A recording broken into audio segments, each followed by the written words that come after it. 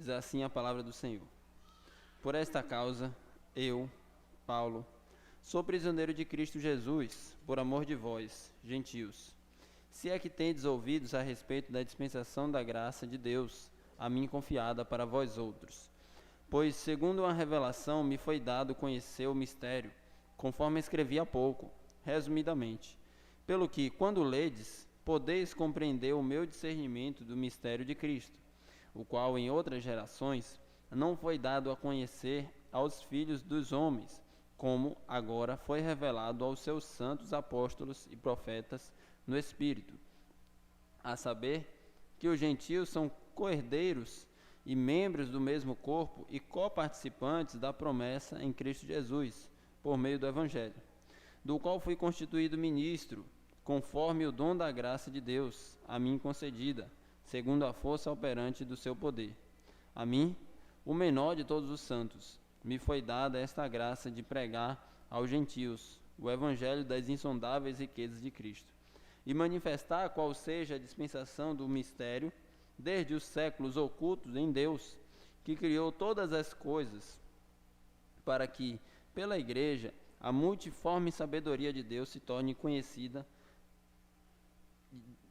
dos principados e potestades nos lugares celestiais, segundo o eterno propósito que estabeleceu em Cristo Jesus, nosso Senhor, pelo qual temos ousadia e acesso com confiança, mediante a fé nele. Portanto, vos peço que não desfaleçais nas minhas tribulações, por vós, pois nisso está a vossa glória. Amém. Vamos orar ao Senhor. Deus, nosso amado Pai, nós viemos a este lugar para te adorar, porque o Senhor é digno, entregar o que lhe é devido, todo louvor, toda honra, toda glória e toda adoração. Também, Senhor, temos o desejo que o Senhor fale conosco por meio da Tua Palavra. Somos alimentados pela Tua Palavra é a lâmpada, é a luz da nossa vida, precisamos de Ti. Sabemos que só poderemos entender esse texto santo se o Senhor assim iluminar a nossa mente. Nós dependemos plenamente do Senhor, por isso clamamos com muita humildade, temor e tremor, fala conosco. O Senhor conhece as necessidades do nosso coração, o Senhor conhece a necessidade de cada um aqui presente. O Senhor é capaz de discernir e sondar os corações e trazer, por meio da Tua Palavra, tudo aquilo que nós precisamos. Clamamos que o Senhor faça isso. Se precisamos de edificação, consolo, encorajamento, se precisamos de qualquer coisa, que encontremos essas coisas na Tua Palavra. Se tem alguém aqui que precisa da salvação que vem do Senhor, que essa salvação seja operada pelo Santo Espírito que vem dos céus. Clamamos essas coisas através do nome de Jesus. Amém. Nós estamos refletindo no livro de Efésios, vale a pena recapitular os nossos últimos estudos, que vimos capítulo 1 e capítulo 2 bem resumidamente. Capítulo 1, Paulo faz uma introdução onde ele adora a Deus, Pai, Filho e Espírito Santo, por conta do Evangelho, começando desde a eternidade. Bendito Deus e Pai que nos escolheu antes da fundação do mundo, e fala do Filho que deu o seu sangue para nos salvar, do Espírito Santo que é o selo e nos garante essa salvação. Depois ele faz uma oração pelos Efésios, clamando para que aqueles irmãos compreendam o Evangelho, conheçam mais a Deus. Essa é a oração que todos nós devemos ter em relação a nós mesmos, que nós compreendamos cada vez mais o Evangelho e possamos conhecer cada vez mais o Deus revelado nas páginas da Bíblia. Capítulo 2, ele faz uma exposição do Evangelho. Ele fala que nós estávamos mortos em delitos e pecados, Deus nos deu vida, nos salvou pela graça, nós andávamos segundo a direção do mundo, vivendo nas trevas, e pela graça de Deus, Deus nos salvou. Depois, do versículo 11 ao 19, ele fala dos efeitos desse Evangelho, unindo judeus e gentios. Gentios que é todos os povos não judeus. Então, os filhos de Abraão, Isaque e Jacó, e as pessoas de outros povos. Deus uniu em um só povo. Isso era algo que não acontecia no Antigo Testamento. Existia uma separação, uma barreira, uma parede. E por meio da cruz, Deus uniu esses povos. No capítulo 2, versículo 19 ao 22, ele fala sobre esse templo que Deus está construindo, que não é, segundo Atos, um templo feito por mãos humanas, mas é a igreja, a comunidade da fé, o povo de Deus. Então Deus não tem um templo sagrado, um prédio sagrado. A igreja não é este prédio, nenhum outro. A igreja é a comunidade, o povo de Deus reunido no nome do Senhor. Por isso, não existe mais espaços sagrados como muitas pessoas e religiões acreditam, que ali é o templo de Deus. Inclusive Jesus falou isso. Foi questionado, onde é que será e vai adorar a Deus? No monte ou em Jerusalém? Ele diz, nenhum nem outro, em espírito e em verdade. Tem pessoas que acham que as orações no monte ou em certa igreja ou em certo lugar são mais especiais, são mais ouvidas por Deus. Na verdade, isso não existe dentro da Bíblia. Em espírito e em verdade é o que Jesus diz, e a igreja somos nós, unidos, povo de Deus. Não há espaço sagrado, não há paredes santas, não há elevação de posição. Então foi isso que a gente viu. Inclusive, eu cheguei a mencionar que uma terminologia que as pessoas usam muito nas igrejas, que é equivocada, é chamar esse lugar aqui de altar, né? Altar, por quê? Porque é alto. Na verdade não cabe, porque altar é uma terminologia do Antigo Testamento que se refere ao lugar elevado onde se oferecia um sacrifício. E ali era o ato de culto naquele espaço. Onde é que nós cultuamos a Deus? Esse espaço é melhor do que aquele? Não, não é de maneira nenhuma. O altar é a nossa vida e nós oferecemos a Deus um culto racional. Aqui o termo mais preciso que comunica o ensino bíblico é chamar isso aqui de púlpito. E isso é elevado tão somente em função de utilidade. Não é porque estar aqui é mais importante ou porque quem pisa aqui é melhor do que ninguém. Nada disso. É só questão de utilidade. Por exemplo, eu estou aqui agora. Para ser visível a todos, eu estou mais elevado. Mas não sou melhor do que ninguém. Então, tudo isso a partir dessa ideia de que não existe um templo, um espaço sagrado. O que existe é um povo sagrado. Pedro diz, vós sois sacerdócio real, nação santa. Nós somos o templo que Deus está construindo. Se Deus não habita em templos feitos por mãos humanas, Deus habita em nosso meio. Seja aqui, seja em uma reunião lá em cima, seja em uma reunião na praça, seja em uma reunião nas casas, nos lares, Deus habita em nosso meio. Essa é a certeza que nós temos da palavra. E aí nós chegamos ao capítulo 3, que Paulo diz, por esta causa. Por esta causa o quê? O que ele acabou de mencionar, que eu resumi aqui em alguns minutos. Visto que o Evangelho trouxe esses benefícios de unir judeus e gentios e está formando o Senhor, está formando um povo unido como um edifício, né? Inclusive eu falei isso, que você faz um olhar ao seu redor e você não vê vários blocos, você vê um edifício unido, você não vê várias vigas, você não vê vários elementos, você vê um edifício. A igreja é este povo que há uma diversidade muito grande, mas há uma união onde nós comunicamos a unidade que vem do Senhor.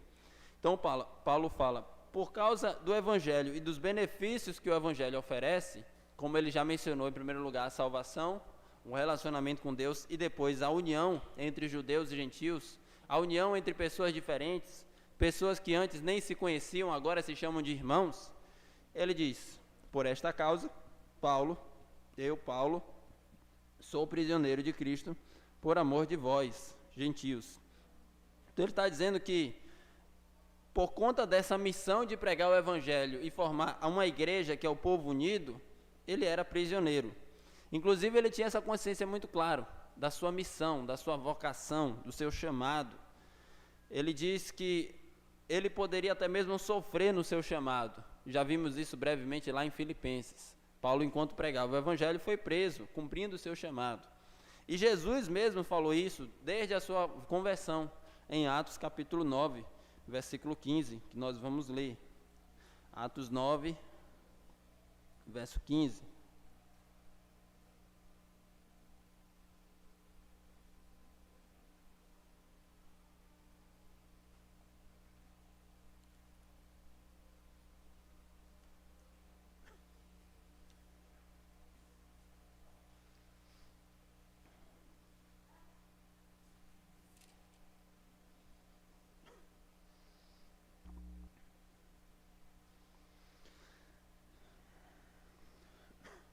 Ananias estava com medo de obedecer à ordem de Jesus, porque Saulo de Tarso, o Paulo, era um perseguidor de cristãos. E Jesus falou, vá lá encontre com ele e batize ele. E Ananias falou, mas ele é um perseguidor de cristãos. E aí Jesus respondeu, Atos 9, verso 15 e 16. Mas o Senhor lhe disse, vai. Deixa eu só fazer uma pausa aqui. Deus deu uma ordem, Jesus falou, vai. Às vezes a gente encontra desculpas, subterfúgios, para não obedecer diretamente a Deus, mas Jesus dá uma ordem, vá. Eu posso até te dar a explicação, mas antes de tudo, me obedeça. Eu sei o que eu estou falando, ele é um perseguidor de cristãos, mas eu estou falando para você ir. E ele fala sobre a conversão de Paulo, que na verdade na época ainda era chamado Saulo. Vai, porque este é para mim um instrumento escolhido para levar o meu nome perante os gentios e reis, bem como perante os filhos de Israel, pois eu lhe mostrarei quanto lhe importa sofrer pelo meu nome. Essa fala é fantástica, maravilhosa, porque Paulo, na época Saulo, era um perseguidor da igreja e fazia os cristãos sofrer por causa do nome de Jesus. E aí Jesus aparece para Ananias e disse, vá lá, porque eu escolhi ele, aquele que causa muito temor no meio do povo de Deus, aquele que faz as pessoas ficarem aterrorizadas. Eu escolhi ele para levar o meu nome diante dos gentios e dos filhos de Israel. E ainda, não apenas isso, dentro da sua vocação, do seu chamado, da sua missão que eu estou entregando para ele, está embutido que ele vai sofrer pelo meu nome. Aqui está a ironia de Deus. Aquele que fazia os cristãos sofrer pelo nome de Jesus, teria a missão de sofrer pelo nome de Jesus. Esse é o nosso Deus maravilhoso, que age soberanamente e algumas vezes até com ironia. E Paulo sabia disso muito bem. Paulo tinha como convicção que a sua missão era ser um prisioneiro de Cristo. Ele falou isso lá em Efésios, falou isso em Filipenses também. E quando ele diz isso, ainda estamos em Atos, que por esta causa eu sou prisioneiro de Cristo, existia no templo em Israel um espaço que não se podia levar um não-judeu, e as pessoas acusavam Paulo de ter levado um não-judeu naquele templo. Atos 21, versículo 27 e 28.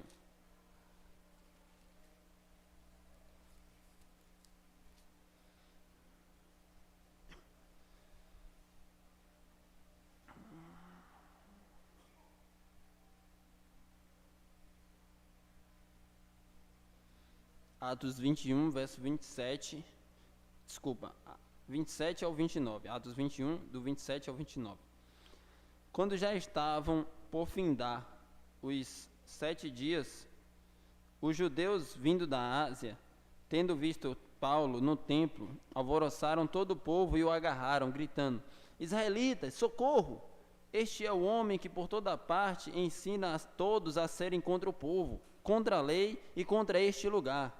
Ainda mais, introduziu até gregos no templo e profanou este recinto sagrado, pois antes tinham visto Trófimo, o Efésio, em sua companhia na cidade, e o julgavam que Paulo o introduzira no templo.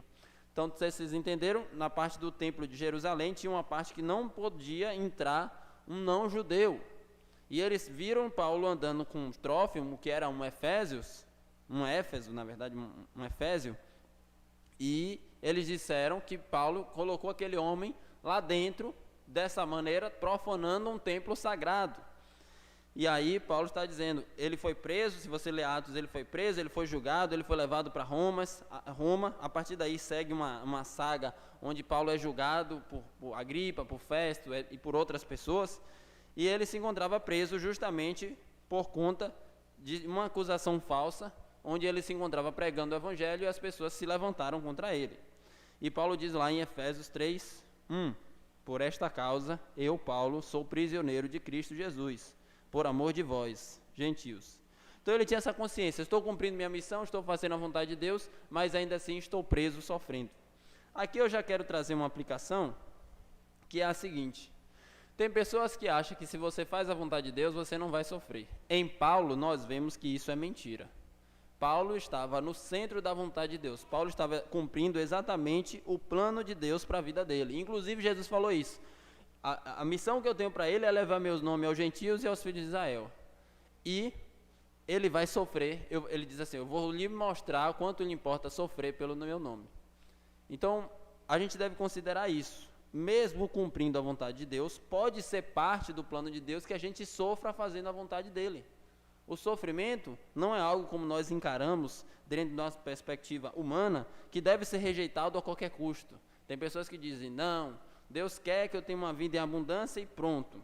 Certo, mas não lembra que a Bíblia às vezes fala numa perspectiva da vida futura, da vida eterna. Não quer dizer que você vai sempre viver sem sofrimento algum no tempo presente. É só você ler a Bíblia que você vai ver vários servos e servas do Senhor que sofreram, inclusive o maior dele, o nosso Senhor Jesus Cristo.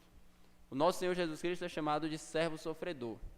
Por isso, você pode estar no centro da vontade de Deus e sofrer cumprindo a vontade do Senhor. A grande questão não é rejeitar ou aceitar o sofrimento, mas é como nós reagimos glorificando a Deus diante daquela circunstância. E Paulo entendeu isso muito bem e glorificou a Deus diante do sofrimento, diante da prisão, diante da adversidade.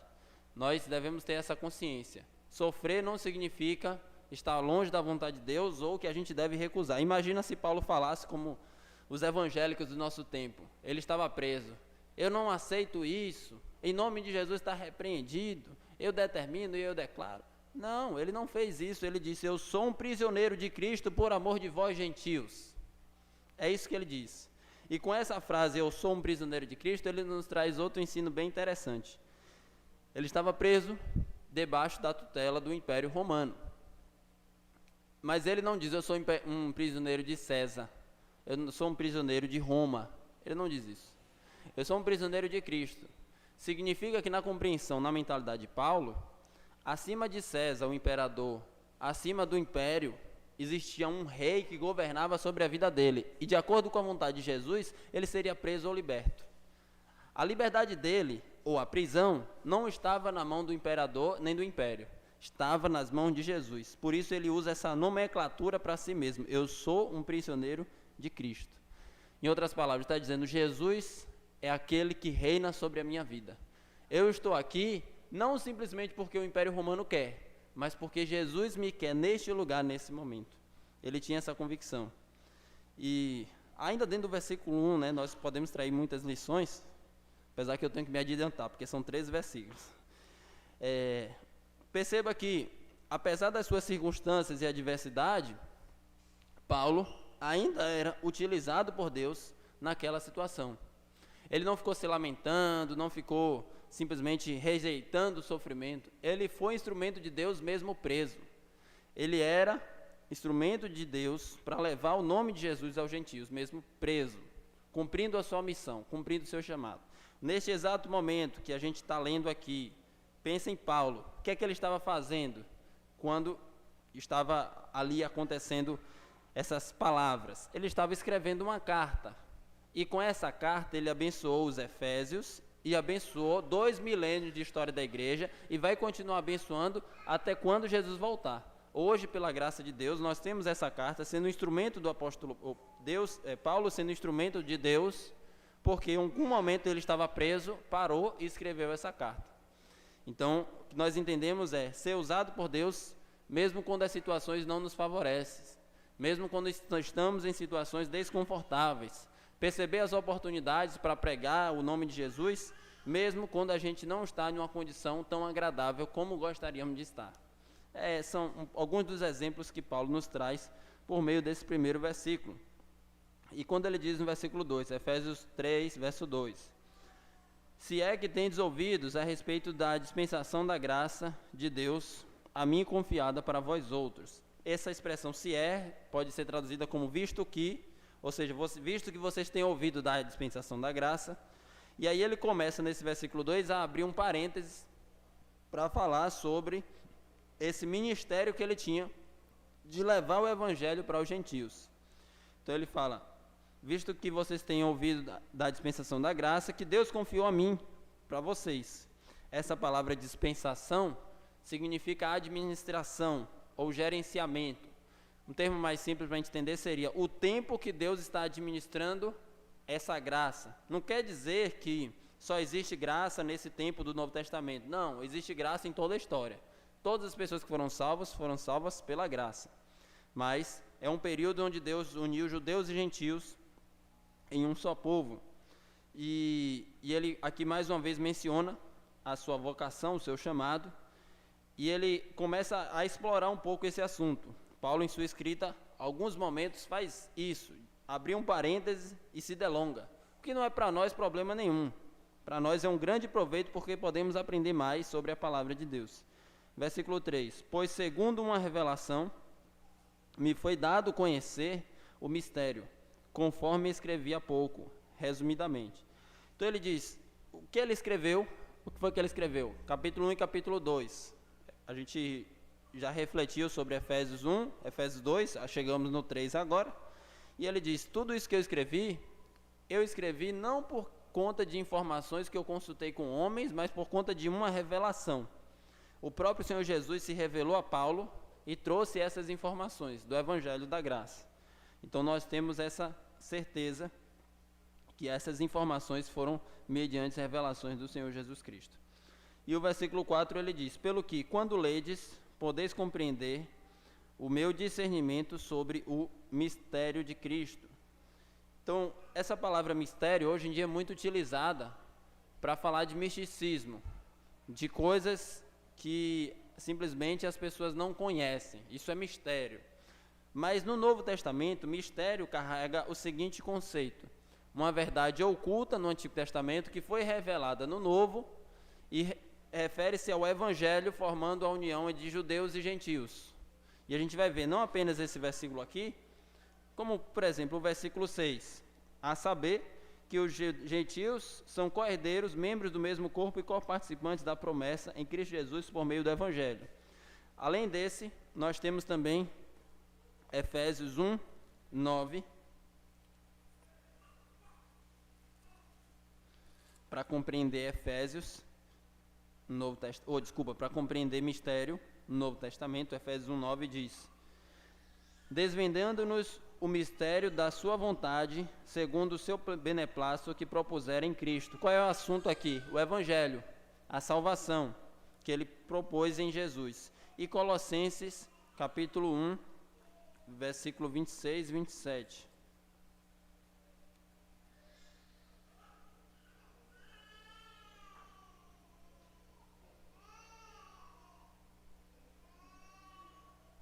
Colossenses 1, 26 e 27.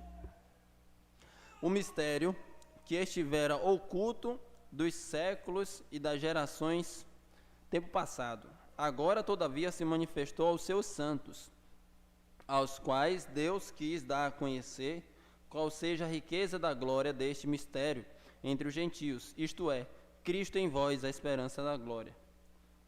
Então aqui nós vemos que o mistério no Novo Testamento não é você trazer uma informação que ninguém sabe. As pessoas hoje costumam dizer assim, isso é mistério. Não. O Novo Testamento é a verdade oculta no Antigo Testamento que foi revelada, que refere-se ao Evangelho e a união entre judeus e gentios. É o assunto que está tratando aqui. Ele está falando dos efeitos do Evangelho, no versículo 4. Pelo que, quando ledes, podeis compreender o meu discernimento do mistério de Cristo. E ele aponta o caminho para a gente compreender esse mistério, ou o Evangelho. Qual é o caminho? Olha essa expressão aqui. Quando ledes, qual é o caminho? É ler. É ler o livro de Efésios, é ler o Novo Testamento, é ler o Antigo Testamento, é estudar as palavras de Paulo, é estudar as palavras da Bíblia. Quando você lê, você pode compreender esse mistério de Cristo e o discernimento de Paulo em relação ao mistério de Cristo. Isto é, ler e estudar as páginas da Bíblia. O versículo 5 agora de Efésios capítulo 3, ele nos diz: o qual em outras gerações não foi dado a conhecer aos filhos dos homens, como agora foi revelado aos seus santos apóstolos e profetas no Espírito.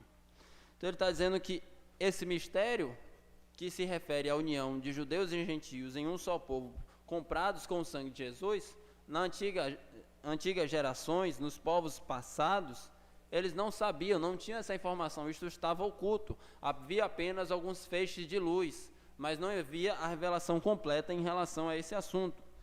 Havia alguns lampejos que Deus salvaria os gentios, como tem, por exemplo, no Antigo Testamento, uma personagem que não era judia, chamada Raabe, e outras personagens também, a própria Ruth, Moabita, etc. A gente vê alguns lampejos disso em Isaías 49, versículo 6.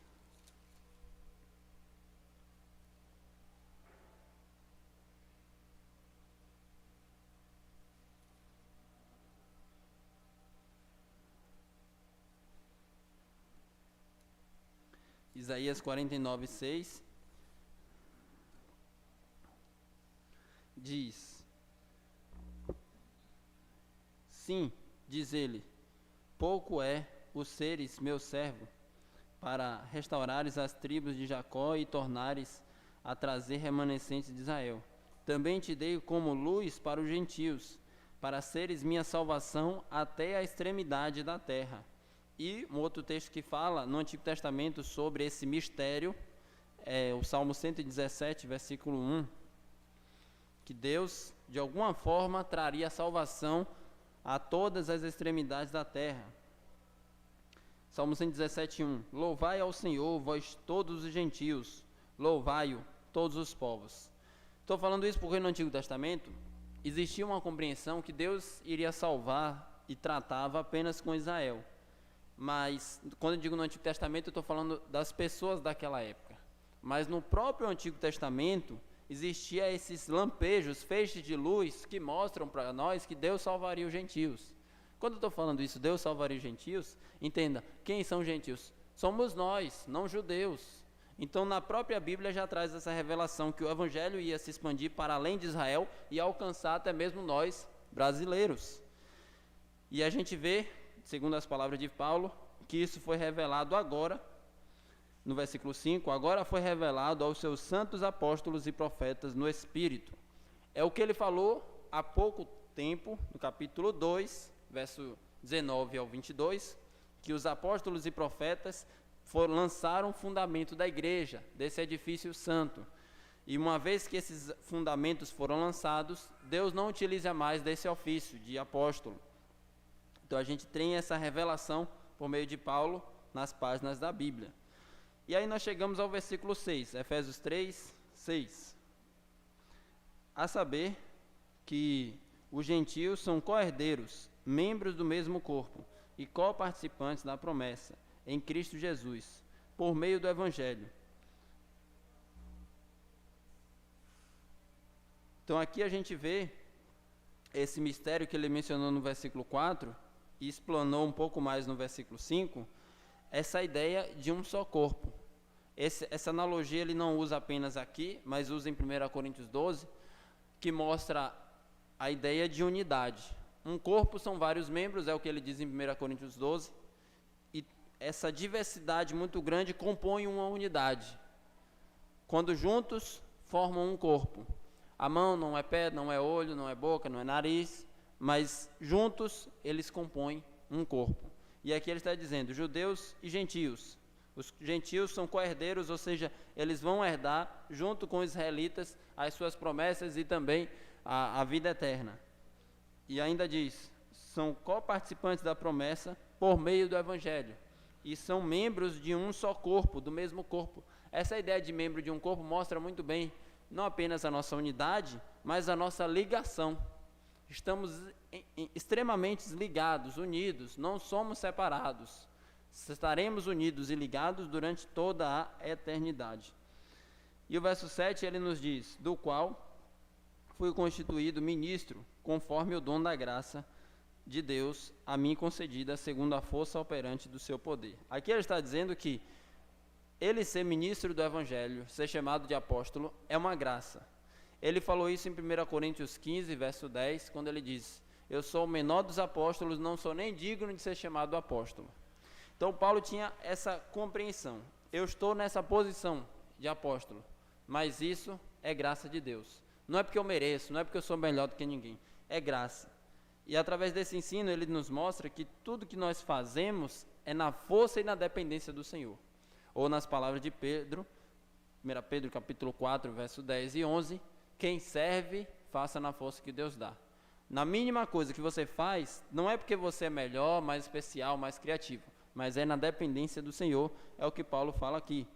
Eu tenho esse ministério por graça, por dom, por presente de Deus. Ele usa até aquela que eu disse que na nossa linguagem é redundância, mas na linguagem bíblica é ênfase. Olha essas expressões. Versículo 7. Do qual foi constituído, ou seja, ele recebeu, conforme o dom é presente da graça, é uma ênfase aqui que foi algo dado gratuitamente, de Deus, a mim concedida segundo a força operante do seu poder. Ele usa 5 expressões para falar essa ênfase que foi dado a ele. E ele é muito habilidoso para fazer isso. No versículo 8, ele mostra um resultado prático dessa compreensão, que isso foi dado por graça. No versículo 8 ele diz: a mim, o menor de todos os santos, me foi dada esta graça de pregar aos gentios o evangelho das insondáveis riquezas de Cristo. Então, ele tem essa compreensão. Eu sou o menor de todos os santos, o menor dentre todos os cristãos. Ele demonstra muita humildade, porque ele conhece a si mesmo e conhece a Deus. Ele apresentou, por exemplo, a sua biografia em Filipenses, capítulo 3, onde ele diz que ele era fariseu, ele era circuncidado ao 8º dia, ele tinha um currículo muito pesado. Ele era alguém de muito status no meio do judaísmo. Mas ele não se considerava muito importante. No meio dos cristãos, ele se considerava o menor. Ele se considerava o mais insignificante. Porque ele tinha um conhecimento específico. Ele sabia dos seus pecados contra Deus, que ele foi perdoado pela graça, e ele sabia da grandeza de Deus. Ele não chegou a essa convicção se comparando, olhando para a sua vida e olhando para a vida do outro. Ele chegou a essa convicção olhando para si mesmo e olhando para Deus. E aí ele pôde fazer essa afirmação: eu sou o menor de todos os santos. E ele diz, essa graça, que graça? De pregar o evangelho. Não sei se você já considerou isso. Pregar o evangelho é uma graça. Você já teve a oportunidade de compartilhar a mensagem de Jesus para alguém? Então, isso é uma graça. Não é que Deus precisa da gente, eu já falei isso aqui, e eu faço questão de repetir. É uma graça você poder pregar o evangelho, é um privilégio, é uma honra. Deus te concede isso, e por isso se aproprie e aproveite dessa graça. E ele enfatiza o evangelho, ele chama de o evangelho das insondáveis riquezas de Cristo, que ele já falou no capítulo 1, capítulo 2, etc. E manifestar, versículo 9, qual seja a dispensação do mistério, desde os séculos oculto em Deus, que criou todas as coisas. Então, Paulo se via como instrumento de revelação no sentido de manifestar a verdade do evangelho para as pessoas, como embaixador de Cristo. 2 Coríntios 5, capítulo 20, eu sou embaixador, eu sou um mensageiro, eu sou alguém encarregado de levar uma mensagem no nome de Deus. E ele inclusive diz isso, como se Deus rogasse por nosso intermédio. E você pode inclusive dizer isso, quando você fala do evangelho, você pode dizer, Deus fala através de mim que você se arrependa dos seus pecados e se volte para Jesus, porque isso está nas páginas da Bíblia. Não que muitas pessoas fazem por aí, falar qualquer tipo de mensagem e dizer que é Deus, mas falar o que está na Bíblia, você pode dizer, Deus roga para que você se volte para o Senhor Jesus Cristo e viva uma vida de adoração ao Senhor. No versículo 10, ele fala dessa multiforme sabedoria de Deus, para que pela igreja, ou seja, veja a progressão aqui, Paulo está pregando o evangelho, forma-se a igreja, e por meio da igreja é manifestado a multiforme sabedoria de Deus, conhecida agora de todos os principados e potestades nos lugares celestiais.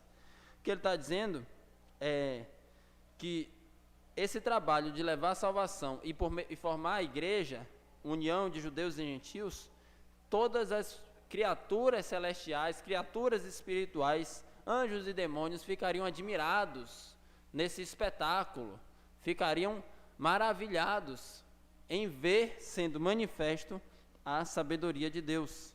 É isso que ele está dizendo. Deus faz um plano maravilhoso e o espectador é quem? São os anjos, são os principados, são potestades, olhando o evangelho e dizendo, meu Deus, que sabedoria multiforme, sabedoria diversa, maravilhosa, grandiosa. E Deus tem esse objetivo, revelar o seu evangelho para revelar mais de si mesmo. Inclusive isso está lá em 1ª Epístola de Pedro, capítulo 1, verso 10 ao 12, 1 Pedro 1, do verso 10 ao 12.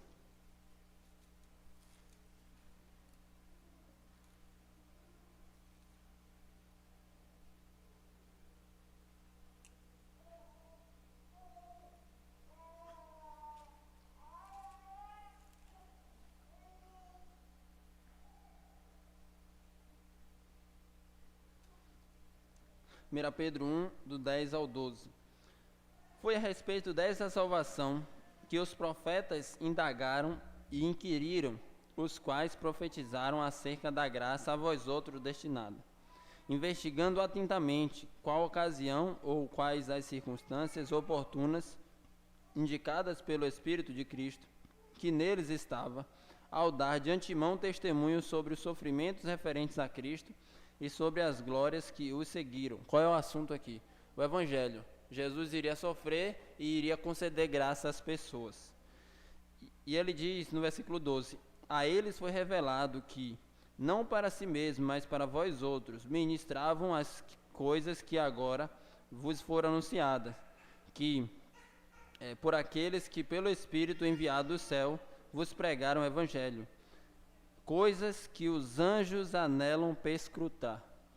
O Evangelho é algo tão elevado que até mesmo os anjos ficam admirados com a sabedoria de Deus.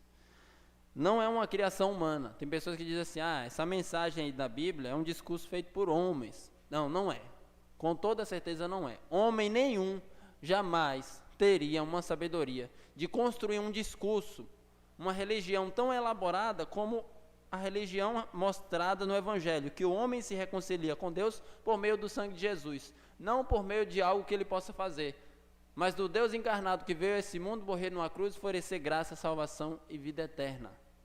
Essa mensagem nenhum homem jamais poderia ter inventado. Inclusive, os anjos, em sua sabedoria, ficam admirados, maravilhados. E com isso, devemos até ficar constrangidos que nós, que somos beneficiados com esse Evangelho, às vezes somos apáticos e indiferentes. Devemos, de maneira muito mais superior, ficar com os olhos brilhando, ouvindo, lendo falar dessas verdades sobre o Evangelho. Coisas que os anjos anelam perscrutar. São coisas que foram oferecidas em favor de você, em favor de mim, em nosso favor. O sangue do Deus eterno veio a este mundo. Você já parou para considerar o seguinte: imagina os anjos olhando para o seu Criador, o Criador de todas as coisas, o Deus Todo-Poderoso, que em 6 dias criou o universo perfeito, com todo o seu poder, faz todas as coisas com sua sabedoria, acima de tudo, um rei soberano, que ninguém pode lhe competir em força. Esse Deus vem a esse mundo e se faz um ser humano, vaso de barro como eu e como você, um frágil, alguém suscetível à morte, não apenas suscetível à morte, como ele mesmo morreu pregado numa cruz, e os anjos ficam maravilhados com isso, anelam perscrutar, ficam tentando entender a sabedoria divina, ou nas palavras de Paulo aqui em Efésios, a multiforme sabedoria de Deus. É algo que tira o fôlego, é algo maravilhoso, elevado demais para nós. Então, devemos ter essa autoestima por essa mensagem do Evangelho. É a mensagem que revela a sabedoria de Deus. E no versículo 10, ele falou: para que pela igreja a multiforme sabedoria de Deus se torne conhecida agora dos principados e potestades nos lugares celestiais, segundo o eterno propósito que estabeleceu em Cristo Jesus, nosso Senhor.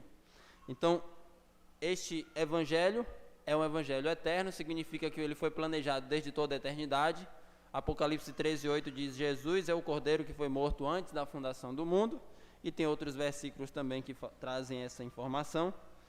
Esse Evangelho revela o propósito eterno de Deus. E no versículo 12 ele diz: pelo qual temos ousadia e acesso com confiança, mediante a fé nele. Por meio do Evangelho nós temos acesso a Deus. Justificados pela fé, nós podemos nos apresentar diante do Senhor, por conta do nosso sumo sacerdote, Jesus Cristo. E concluímos no versículo 13: portanto, vos peço que não desfaleçais nas minhas tribulações, por vós, pois nisso está a vossa glória. Eu sempre costumo dizer, não apenas aqui na igreja como um todo, como também nas reuniões dos homens, que a gente deve buscar discernir o objetivo do autor em ter escrito aquela seção específica. Então a gente leu do 1 ao 13. Eu posso dizer que o objetivo de Paulo principal está no versículo 13, para que aqueles irmãos não desfalecessem, não desanimassem, para que eles permanecessem encorajados. Ele está dizendo, eu estou preso, sou prisioneiro de Cristo por pregar o Evangelho, mas vocês não desanimem. E ele faz um parêntese para falar da grandeza, da riqueza do Evangelho, que vale a pena sofrer pelo Evangelho. E por isso, eles não deveriam desanimar. E aí nós chegamos às nossas conclusões e aplicações. A primeira, de tudo que nós falamos aqui, eu quero direcionar uma palavra para quem ainda não experimentou esse Evangelho. Eu quero dizer que o que eu estou falando, a partir desse texto, das páginas da Bíblia, não são ideias soltas. É uma realidade que te toca diretamente. Não existe neutralidade diante desse assunto. Não existe não tomar partido. Jesus falou, quem não é comigo é contra mim, ou quem não ajunta espalha. O que a Bíblia fala é, todo ser humano pecou, todos pecaram, são separados da glória de Deus. Todos precisam se arrepender, todos precisam se prostrar o joelho diante do Senhor Jesus Cristo. Por quê? Porque esse Evangelho vale muito mais do que a sua vida inteira. Porque esse Evangelho é mais digno de tudo, do que tudo que você considera como valioso para você hoje. Inclusive, quando o Senhor Jesus fala sobre o reino de Deus, ele traz uma parábola que diz, o reino dos céus é semelhante a um comerciante que, tendo encontrado uma joia, vendeu tudo que tinha para comprar aquela joia, aquela pérola. Então, o Evangelho, Jesus Cristo, é o nosso bem mais precioso que nós temos. Por meio desse texto de Efésios 1, 2 e 3, nós vemos isso, que Jesus vale mais do que tudo que você tem vivido hoje. E com isso eu não busco de maneira nenhuma te ofender, mas apenas te alertar sobre essa verdade. Toda a sua vida sem Jesus não vale a pena. Uma vida com Jesus é a única vida que vale a pena. Essa salvação você não precisa fazer nada para você conquistá-la, porque ela foi conquistada na cruz. Por isso você deve olhar para Jesus, confiar exclusivamente nele e dizer, Senhor, me salva. É Ele que pode salvar, eu não posso e nem ninguém aqui pode. Somente o Espírito Santo tem esse poder. Se você quiser, leia com cuidado Efésios 1, 2, 3 e você vai ver essa mensagem, onde nenhum de nós aqui merece essa salvação. Mas Deus opera essa salvação grandiosa por conta do seu nome, da sua glória, para manifestar o seu poder, a sua misericórdia e a multiforme sabedoria de Deus. Coisas que os anjos anelam perscrutar. Coisas valiosas demais, importantes demais. Deus ordena nesse momento que você se arrependa dos seus pecados, se volte para Jesus, viva uma vida plena de consagração ao Senhor Jesus Cristo. E eu te dou toda a certeza, vale a pena viver para Jesus. Talvez você perca tudo que tem como Paulo, perdeu inclusive a própria liberdade, mas em Jesus ele encontrou tudo que ele tinha de mais precioso, o seu relacionamento com Deus. E pode ter certeza que Paulo hoje não se encontra mais entre nós porque já morreu, mas ele está na presença de Deus e é isso que vale a pena. Onde você deseja passar a eternidade, já considerou isso? Quando nós fecharmos os olhos, partirmos para a eternidade, onde você deseja passar a eternidade? Nesse momento, Deus te oferece a salvação por meio do Evangelho, por meio da cruz de Jesus, por meio da graça. Você pode se apropriar e agarrar de Jesus, dizendo, Senhor, me salva. Eu quero essa salvação. Uma outra aplicação, que eu disse que é o objetivo do texto, conforme o versículo 13, que diz, portanto, vos peço que não desfaleçais nas minhas tribulações por vós, pois nisso está a vossa glória. Nós não devemos desanimar. Passamos por muitas dificuldades, e aqui considere, Paulo estava preso por pregar o Evangelho, não se alimentava bem, estava com a sua liberdade restrita, estava preso por uma falsa acusação, estava sendo injustiçado, estava passando por tribulações, entretanto, ele não se desanima, ainda mais, ele consola e encoraja aqueles seus irmãos a permanecer firme. Não posso enganar ninguém aqui como muitos fazem por aí. A vida cristã não é uma vida sem sofrimento. Você já pode ter ouvido em algum lugar, pare de sofrer. Eu não posso dizer isso. Deus nos chama para glorificar o nome dele mesmo em meio ao sofrimento. É isso que Paulo ensina. Não desanime, permaneça. Talvez você pode perder algumas coisas que são importantes para você. Mas acima de tudo, você não perderá Jesus Cristo, inclusive nós lemos isso aqui hoje. Nada nos separará do amor de Deus que está em Cristo Jesus, nosso Senhor. Então, são verdades que devem estar guardadas no nosso coração. Lembre-se sempre do Evangelho, vale a pena sofrer por Jesus. Afinal, ele sofreu por mim e ele é infinitamente mais digno do que eu. Não se desanime, permaneça firme. Deus utilizou Paulo mesmo naquelas circunstâncias. Deus pode usar a sua situação de sofrimento para trazer edificação para outras pessoas. Paulo não se abateu, continuou trazendo consolo, encorajamento para as pessoas, e Deus pode usar a sua dor para ser o alívio de outros. Então você pode ser instrumento de Deus mesmo em meio às tribulações. Não se desanime, permaneça firme. Como ele diz aqui, não desfaleçais nas minhas tribulações. Em outro momento, lá em Coríntios, ele diz: a leve e momentânea tribulação produz para nós eterno peso de glória. Essas coisas que a gente passa aqui nesse tempo presente não vão simplesmente nos destruir, mas produzem como eu posso dizer, um investimento bancário celestial. O nosso crédito diante de Deus, o nosso eterno peso de glória, as coisas que teremos no porvir, na eternidade, na presença do Senhor, só tendem a aumentar, porque estamos, acima de tudo, glorificando a Deus, independente das circunstâncias. Se estamos sofrendo, se estamos felizes, isso não é o mais importante. O mais importante é glorificar a Deus em qualquer situação. Outra aplicação que extraímos a partir desse texto: pregue o Evangelho e os seus efeitos. É o que ele está fazendo no capítulo 1 até agora, falando do Evangelho, falando dos seus efeitos. No capítulo 1 ele começa, eu já recapitulei no início da mensagem, falando sobre a glória de Deus, bendito Deus e Pai, adorando a Deus. Final do capítulo ele faz uma oração para as pessoas compreenderem o Evangelho. Capítulo 2 ele expõe o Evangelho. Final do capítulo 2 ele mostra os efeitos do Evangelho. E aqui ele continua nesse assunto dos efeitos do Evangelho. Nós somos embaixadores de Deus, nós temos essa responsabilidade de levar o Evangelho para as pessoas. É a mensagem mais importante, são as palavras mais importantes que Deus pode colocar na sua boca. Paulo enxergava a si mesmo como um instrumento de Deus para salvar as pessoas. E você pode fazer isso em qualquer circunstância e situação. Não precisa dizer que a gente vai ter um dia que você vai pregar o Evangelho. O Evangelho é um estilo de vida. Você vai pregar o Evangelho sempre que Deus abrir oportunidades. Ou, nas palavras de Paulo, há tempo e fora de tempo. Você vai estar no seu trabalho, Deus vai abrir uma brecha para você compartilhar o Evangelho com um colega. Você vai estar na sua vizinhança, Deus vai abrir uma brecha para você compartilhar o Evangelho com o seu vizinho. Onde Deus te colocar, Deus vai abrir circunstâncias e ocasiões na sua família, numa reunião de Natal, numa reunião de vizinhos, qualquer circunstância. Você está levando o seu filho para passear, tem um outro pai, uma outra mãe, você começa a conversar. Qualquer ocasião você pode pregar o Evangelho. Você pode enxergar a si mesmo como instrumento de Deus, embaixador dessa mensagem. Então, o Evangelho e o evangelismo é um estilo de vida. É essa missão que Deus entregou a cada um de nós. Como Paulo tinha essa missão de vida, mas também você tem essa responsabilidade, ide pregar o Evangelho ou ide e fazer discípulos. E por fim, a última lição que nós extraímos a partir do versículo 8, Paulo diz: a mim, o menor de todos os santos. Qual é a visão que você tem de si mesmo? Você é o maior, você é o menor, você é o do meio? Paulo conhecia a si mesmo e conhecia a Deus. E a partir desses dois conhecimentos, ele chegou a essas conclusões. Aqui ele diz: eu sou o menor de todos os cristãos.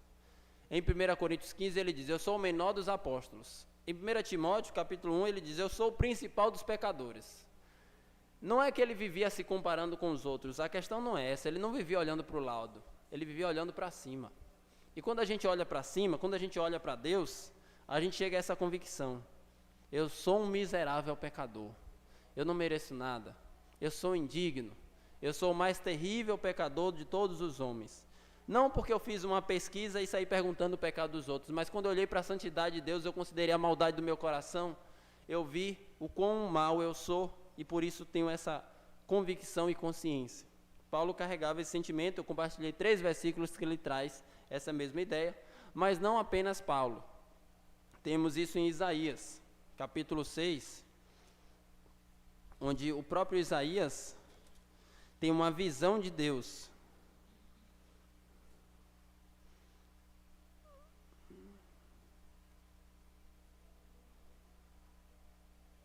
Isaías 6, verso 3.